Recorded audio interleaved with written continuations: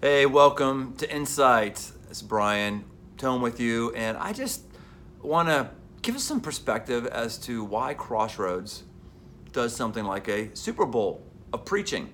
Have you ever been to one of our series on the Super Bowl or one of our services? You know, it's going to be a lot of fun. There's going to be tailgating, there's going to be smack talking, there's going to be halftime show, there's going to be humor, there's going to be faux pas commercials, and just a lot of shenanigans. Let's say a lot of shenanigans. And a lot of people have a real hard time understanding it because we have a real hard time understanding certain biblical values, certain things that God values. Just before I was queuing up and looking in my little selfie video here, I was reminded what I'm wearing here right now. Miami Entrepreneurship. I'm on the advisory board for Miami, for their entrepreneurship center. And I was really honored when they asked me to be on that, because what they were saying was, we recognize that you and the church that you're a part of are leading new things, new initiatives, and you got something to bring to the table. Friends, that is amazing. You ever considered that our God is an entrepreneurial God? He starts new things again and again and again. Starts a new earth. A new earth. In fact, they also know that in the end there's going to be a new heavens and new earth. He starts a new nation with Abraham. He has new prophets who have new messages. Jesus comes and brings a new covenant. In fact, in the book of Jeremiah, it says a new covenant is coming, and that new covenant is consummated with the blood of Christ. It's a new covenant. New adventures, new journeys are gone on with the early church going into all of the world and all over the place where they had no idea where they were going. New things. We have a new mind. We talk about a new mind, this most recent series, a new mind. Where do we get the idea that churches should be the places of predictability? Where do we get the idea that churches should be the places of the old? It's just not true. In fact, the history of Christendom is one of entrepreneurship. Why did the printing press take off? How was it funded so well early on? You know how? Because people were buying Bibles because they could actually read the Bible in their own language. Do you know that there was a cacophony of sounds of people who thought it was awful, utterly awful, for normal people to have the Bible? This entrepreneurial effort of putting the Bible in the hands of normal people, the clergy did not want this, because so long as they could just tell people what the Bible said and even give it to them in Latin instead of the common language, then they had a monopoly. They had a monopoly on understanding who God was. But the early church and the church of the mid-ages recognized that no, the work of God must be put into the context in which the people live. So we have got to be people who are on the front edge of new things. Doesn't mean that every new thing is good, but it means the front edge of new things. The very fact that we would be in churches that would have sound systems and video screens reminds us that sound systems was an incredibly new thing in 1910 or whatever it was. Video screens was an incredibly new thing in 1975, whenever the first projector was. Incredibly new. We don't think anything about those things at all.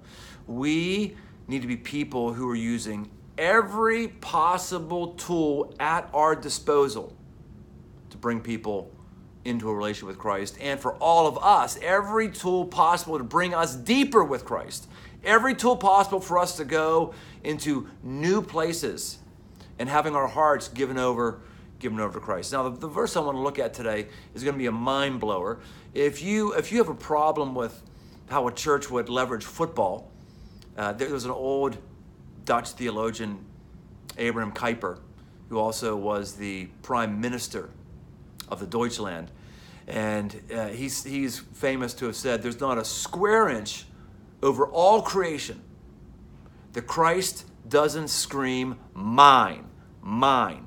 Every single inch of creation, every single inch of your life and my life, Jesus looks at and says, mine, I'll take it, mine, it's mine.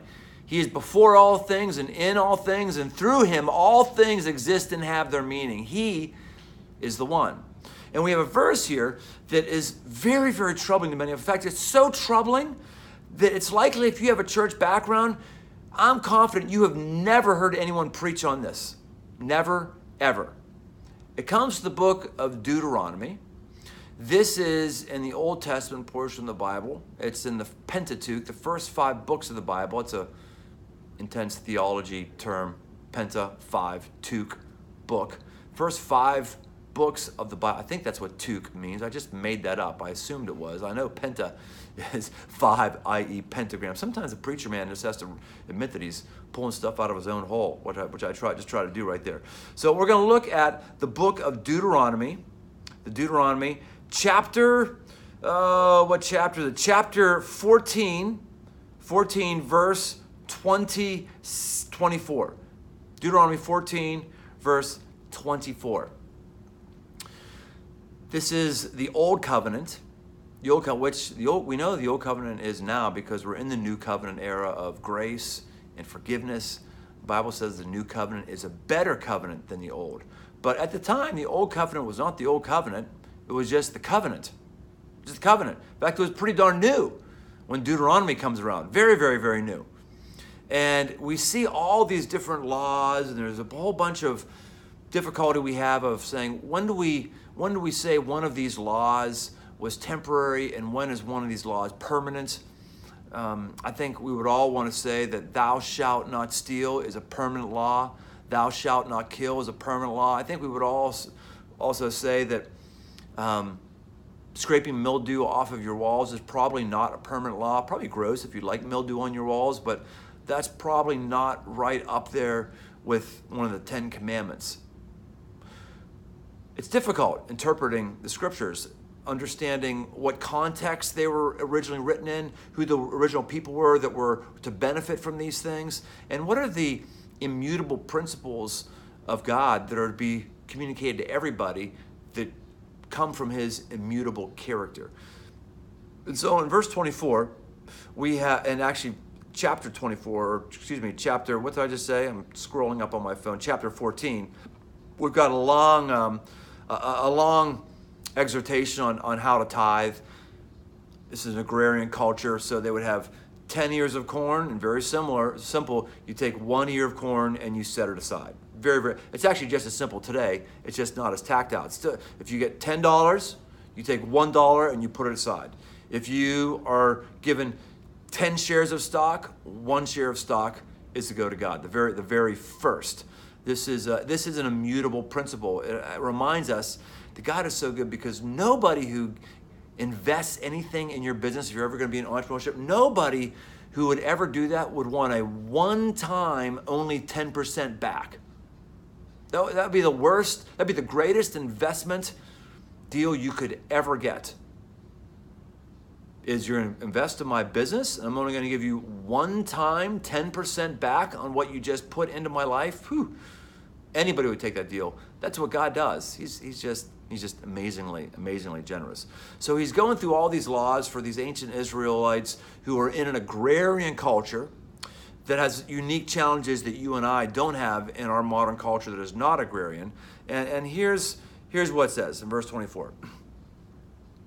And if the way, by the way, before I read that, what is habit, what is the law, is to store up all of this produce, this grain, and periodically make a journey into Jerusalem, the storehouse that was the spiritual center point of the movement of God, and you were to take your tithe into there. So there's all kind of laws as to how this is working and all that stuff. And there's this really strange section that really throws a wrench into many of our views of God. It says this: and if the way is too long for you, so that you are not able to carry the tithe, when the Lord your God blesses you, because the place is too far from you, which the Lord your God chooses to set his name there, then you shall turn it into money and bind up the money in your hand and go to the place that the Lord your God chooses and spend the money for whatever you desire, oxen or sheep or wine or strong drink, whatever your appetite craves, and you shall eat there before the Lord your God and rejoice, you and your household. That's amazing. That's amazing. Here he says, God, and I don't know how to apply this today. I don't know how consistently we make this happen. It gets really bogged down with that. But one thing is for darn sure, and God says here in this circumstance, take your tithe.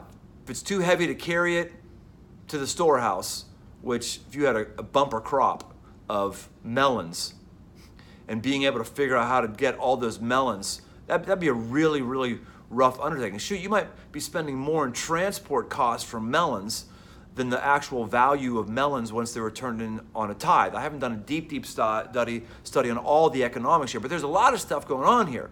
But God says here, hey, here's an idea. Here's an idea. It doesn't happen all the time, but here's an idea. Take your tithe, turn it in, and throw yourself a party, remembering how good God is. Set his name there. Verse 14. What does it mean to set his name there? To know someone's name is to know someone's identity. Someone with the name Smith, we know that they had in their background somebody who was a blacksmith or a silversmith. My name is Tome. So somewhere in my background, there was somebody who was likely a librarian. Tome meaning a whole big collection of books. So God wants us to extend his name and to remember his name, his identity, and his identity is generosity. It's part of what his identity is. Right? He gave us his son. Jesus gives us forgiveness. And it says in verse 25, then you shall turn it into money and bind up the money in your hand and go to the place the Lord your God chooses and spend the money for whatever you desire. Now here's what gets really mind-blowing. If it wasn't mind-blowing enough that you would take the money and have a party, we have an incredibly frivolous and lavish party because you spend the tithe money on oxen, sheep, or wine. I've heard a lot of people believe that that the Bible always condemns alcohol. I know some people who say that when Jesus turned the water into wine, his very first miracle, turning water into wine, which is pretty amazing, his very first miracle is to keep the party going. That's creativity. That's entrepreneurship. That's entrepreneurship. Start something new with a party. It's entrepreneurial activity of Jesus to really bring healing to people as a front door to understanding the character of God. But people have said, well, this water that he turned into wine, it wasn't really alcohol. It was this sort of thick jelly substance. Well, it wasn't really alcohol. And certainly Jesus wouldn't have done that. Why do we think that? In fact, the wine steward, in essence, after tasting it, he said, wow, normally people wait till people get wasted or a little buzzed at the party, and then they bring in the good wine. You've actually brought the best wine in towards the end of the party. And the wine steward understood the difference between O'Doul's and Rheingeist. He understood the difference between that. He understood the difference between Riunite and Opus. I don't, by the way, we did a test on wines. Gosh, we had an event. It was Christmas Eve. We had a really great time Christmas Eve, Tome household, and we came out with wines and cheeses and shrimps and little hand bites, and we had a couple different wines. And someone had given us one. We never buy expensive wine. Someone gave us a really, really expensive wine. I don't even remember what it was. If I knew what it was, I wouldn't tell you what it is because you might be the person who gave me the wine, and then you'd be offended that I couldn't tell. Because what we did is we took our standard wine, which is box wine, and this expensive wine, and we put it in these glasses, and I thought the expensive wine was the box wine. So yeah, sucks to be me. There's wine connoisseurs and there's wine sewers. I guess I'm a wine sewer. But no, this is not non-alcoholic wine. In fact, even if you think that they're saying turn your stuff into non-alcoholic wine, that's shot to heck the very next days and very next sentence, because it says, or strong drink or strong drink. I don't know what strong drink they had. I don't know if they had bourbon back then or what they had, or gin, but or strong drink. And this is where it really gets crazy, or whatever your appetite craves. Like, what about Marlboro Reds? What my appetite craved a Marlboro Red. What about that cake that's red? That cake that's red and like every bite is 400 calories. What about? It just leaves it open. Whatever your appetite crazy. We're increasingly uncomfortable in the church with anything that isn't utilitarian. We think that God is a utilitarian God. He is not a utilitarian God. He is an engineer, but he's also an artist who lavishes with beauty. What is the utilitarian reason for mountains? We can debate how they got formed and how long it took to get formed, but the truth is our engineer God formed those mountains, and they're just beautiful to look at. That's the purpose of a waterfall. It's beautiful to look at. You will go crazy in your life trying to make everything have utilitarian sense. Part of the reason why the Song of Solomon in the book of the Bible is so confusing is the utilitarians can't figure out exactly what Solomon's talking about. It's this poetry. Is he talking about marriage? Is he talking about sex? Is he talking about a metaphor for the church? Hey, here's an idea. Maybe it's just beautiful poetry that's simply to be enjoyed. Why do we always have to find the exact reason for it? Maybe God's okay you reading fictional books. Maybe God's okay you reading poetry that has no transcendent meaning to it all. It's simply beautiful. And so sometimes we need to do things that are simply beautiful, that are simply fun. And if those beautiful and fun things can have a redemptive purpose, wonderful. And that's what the Super Bowl does, Super Bowl preaching. It has a redemptive purpose because people hear about Christ in a way that they haven't heard about before. And people are intrigued with the taste of wine, of God on their lips. Wow, there's a God who approves of me actually laughing? I thought God only approved of mourning. No, he's also a God of laughter. So that's a little bit of why we do what we do at Crossroads at the Super Bowl preaching, and why the Bible is such an amazing book, and why our God is such an amazing God. Wow somebody with the beauty of God by inviting them to the Super Bowl, and allow God to wow you with the ways that he lavishes pleasure on you. He's a God of pleasure, and he loves you very much. God, I am thankful for just being able to speak and being able to taste. The taste buds on the end of my tongue, be able to taste incredible flavors is a blessing from you. I ask that new territory be taken in all of our lives as more and more of our life is controlled by you, and this means that we come into a beautiful, bountiful, pleasureful space. Help us to bring more people into that space this weekend at Crossroads, and may it be something that is a mark of our lives. And I pray these things according to the name of Jesus. Amen.